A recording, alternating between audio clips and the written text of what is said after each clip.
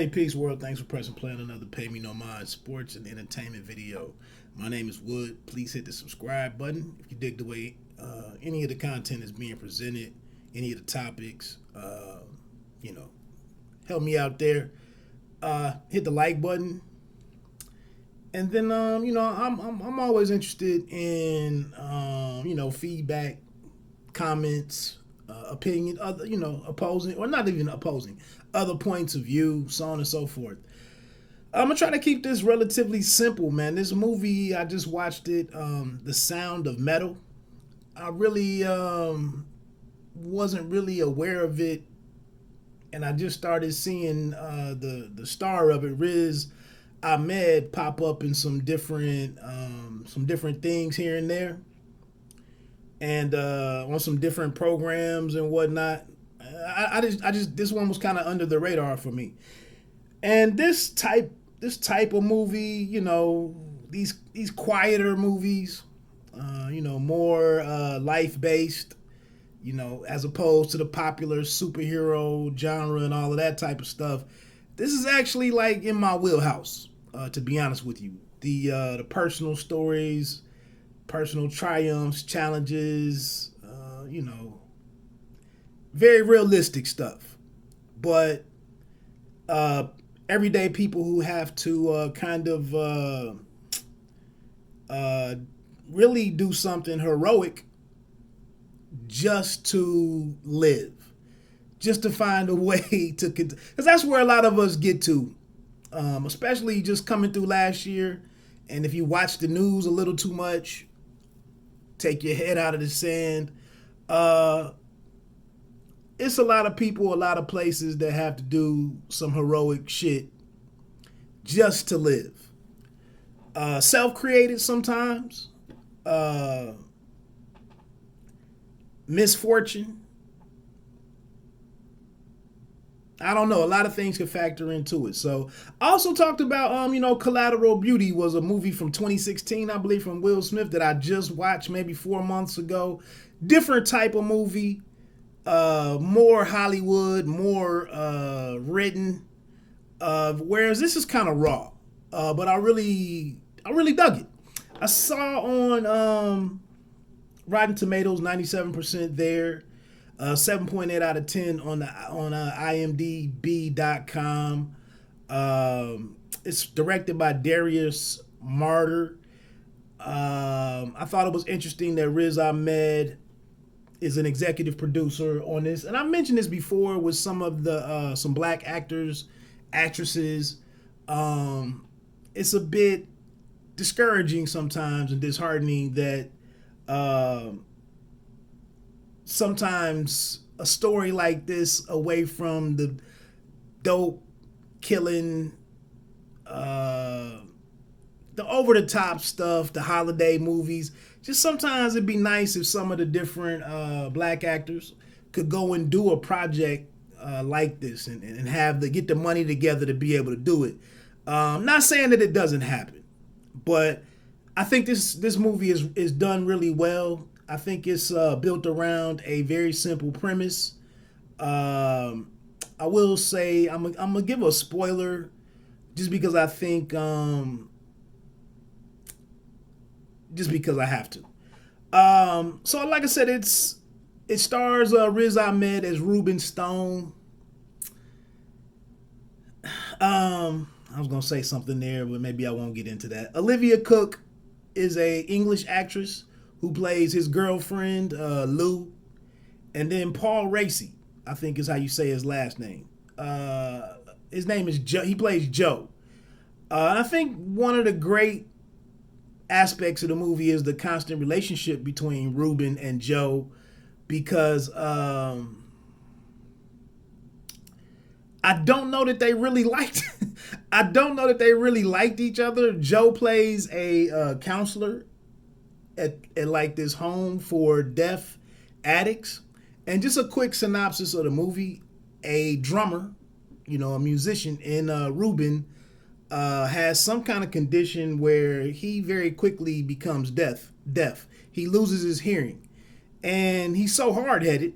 It was something that he was aware that was happening, and a doctor told him, any more exposure to loud music or loud noises, your hearing could go like that. And of course, it happens immediately as he's touring, with it to support his girlfriend in her band, and he ignores the doctor as most of us men do. And very shortly after, the bad news of being diagnosed with this, he actually loses his hearing. At the same time, he's told that there's an opportunity to have this surgery that could reverse it, or fix it, however you want to look at it. And so that's why he goes on and continues playing the drums, thinking, I'll cross that bridge when I come to it. And that's kind of one of the life lessons in this movie. So he's also a heroin addict. He's been clean several years, but Lou thinks that she's confident that with him losing the ability to earn money and to play and to support her as part of her band and what she has going on, that very quickly, he will fall back into his heroin use. So they do something, they call somebody, they have this mobile home that kind of is the third character in this movie, if you will. And they call somebody and they figure out somewhere that he can go. Obviously, he needs to learn how to communicate as a deaf person. So, and then he needs to go somewhere before he spirals out of control. That's one of the dope things in Riz Ahmed's performance as Ruben Stone. He pulls it off well, where his world has been turned upside down. He's impatient. He has addict tendencies. He's impatient. He's impatient, like times 3 or something, or maybe even more. It's really just him and Lou, and he doesn't want to. I mean, probably music is all he has. You get that sense, and then his woman. So they get to this house. They drive from like the East Coast or maybe not quite Midwest, but they end up, I want to say it's Missouri is where they go. But Lou accompanies him there, and they go up to this house, this home, this property, and it's other people that are there, and he meets Joe. And Joe takes no shit. He cuts no corners. He's not political or diplomatic. He's like, these are the facts. And I can help you. You look like you need help. And he's like, look, we can put something together to make it so that you can stay here and avoid, relapsing or whatever. But your girl's got to go. I need your cell phone. And you can't live in your RV. You have to live in here with all of us, and you have to do this work that I'm going to give you in figuring out you. And of course, Ruben is really not taking this as what will become his way of life, as much as it's just something to do right now until I can figure out how to get this surgery and get fixed, and then I'll be back to my normal life. And that's kind of where I get into the spoiler is you start getting this sense that based on how Ruben is built, and why would they write this movie, is that it's not going to be a happy ending. And a lot of shit in life isn't a happy ending.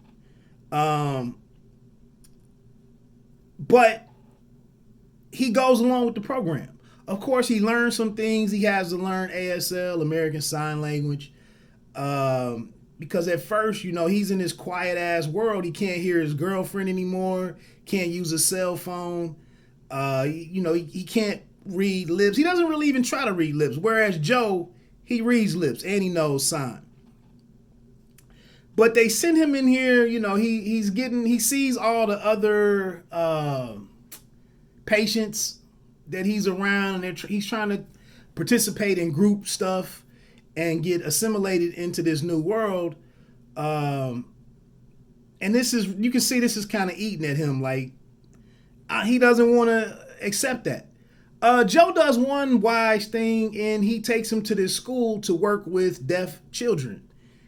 You kind of weren't sure at first if they were going to embrace him or are they making fun of him, whatever. But the teacher is really nice.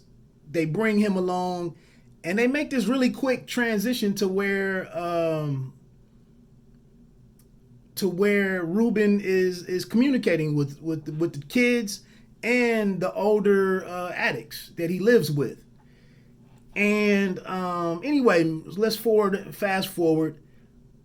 He goes and he's sneaking into Joe's office and like following up on Lou and what's going on with her music career. She's left and gone to do something. And so he, of course, this is bothering him. I think maybe her album or something is out and is being criticized or something. He picks up that she needs money or something or whatever. She needs him.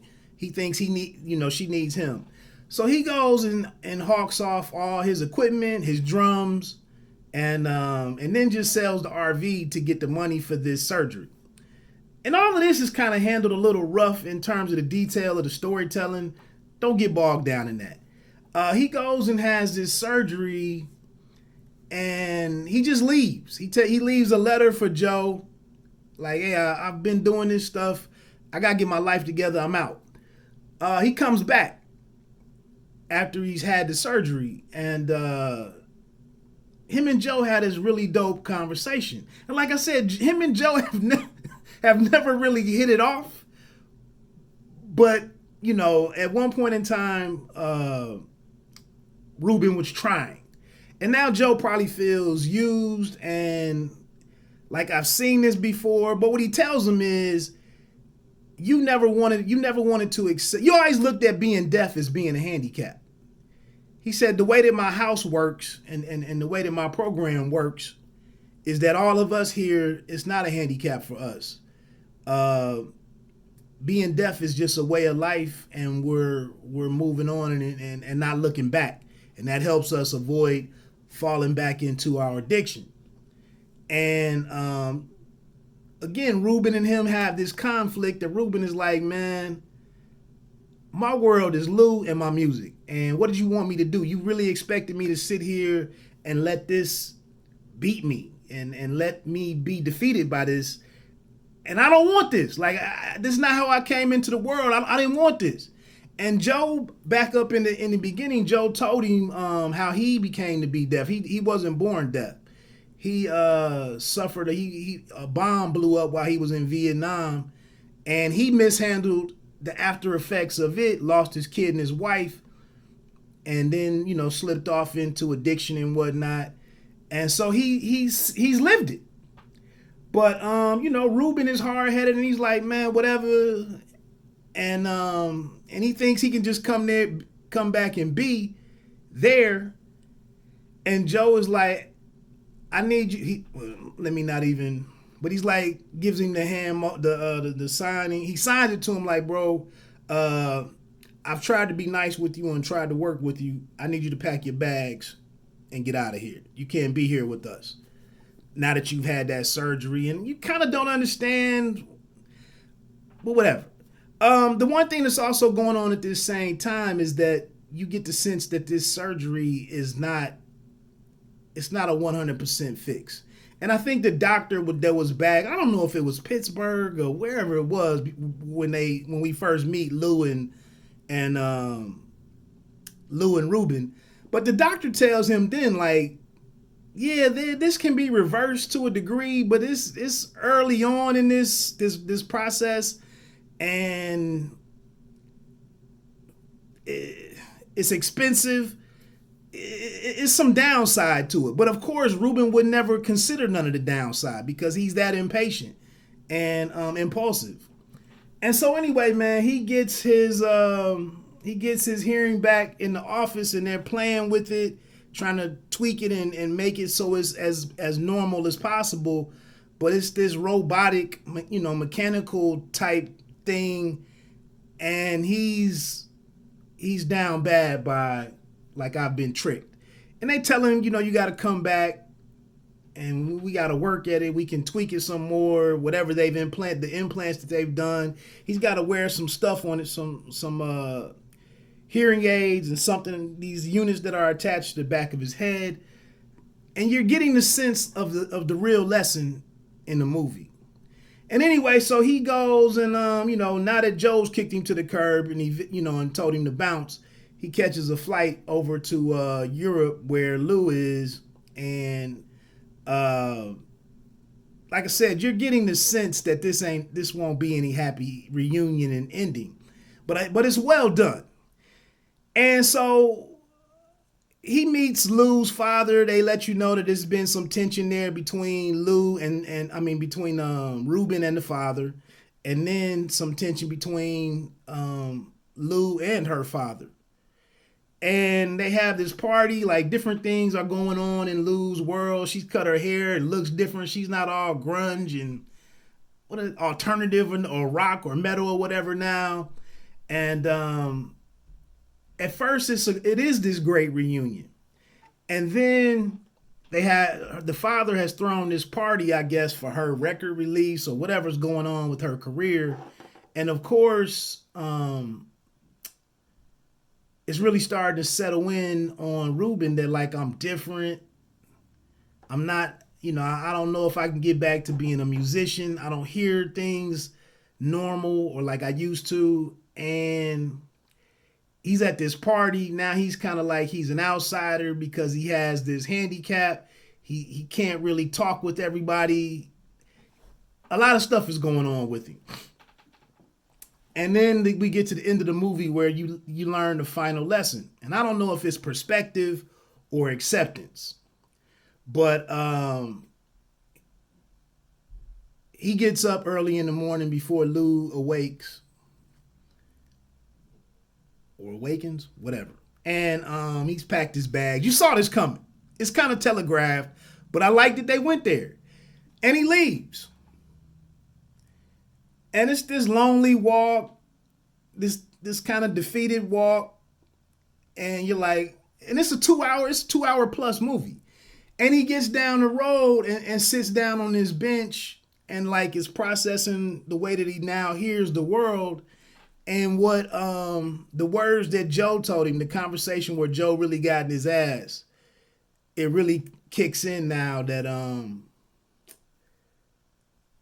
you should have just grown comfortable with what you are and make the most of it.